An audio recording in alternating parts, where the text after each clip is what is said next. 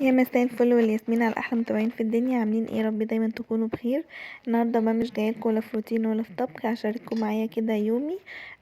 رحنا بقى عند خاله وطلعنا في الروف وابتدينا ان احنا نعمل باربيكيو كده بسيط. بجد ماما كانت عامله فراخ حلوه قوي، تتبيلتها كانت مظبوطه وعاملاها مسحب، كانت خاليه منها العظم. بجد كانت مستويه وحلوه جدا. جربي كده ان انت تعملي الطريقه دي، تجيبي الفرخه وتخليها من العظم وهتلاقيها اللي هي استوت وبقت حلوه قوي. هنا بقى ابتدينا ان احنا نلعب، احنا لعبنا العاب كتير قوي، وابتدينا ان احنا نغني ونهزر. وبجد اليوم كان حلو قوي.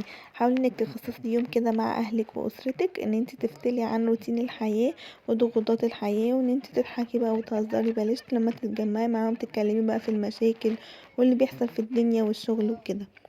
هنا بقى مرات خالو حبيبتي، هي كانت بتعمل الطحينة، بجد كانت حلوة اوي وانا بحب اكلها من ايديها. الصراحة انا كنت اللي هتدبس فيها، بس ضحكت على مرات خالي عشان انا بحب اكلها من ايديها الصراحة.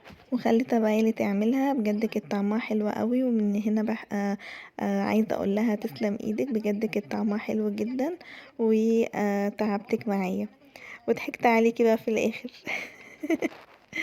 بس بجد. ومرات خاله التانية كانت عاملة برضو مكرونة بسلطة، كانت طعمها تحفة تحفة.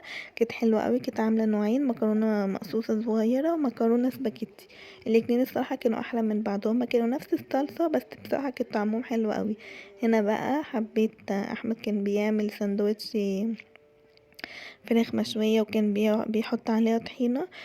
طبعا الفراخ المشوية او اي حاجة باربيكيو عموما بتبقى عايزة سلطة الطحينة.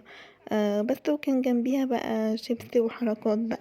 كنا بقى وابتدينا ان احنا نهزر ونضحك ونلعب مع بعض، بجد اليوم كان حلو قوي وانا اتبسطت جدا. ويا ريت تكملوا بقى انبساطي، وما تنسوش اللايك واشتراك في القناة وتفعلوا زر الجرس وتكتبوا لي كومنت حلو منكم. باي باي.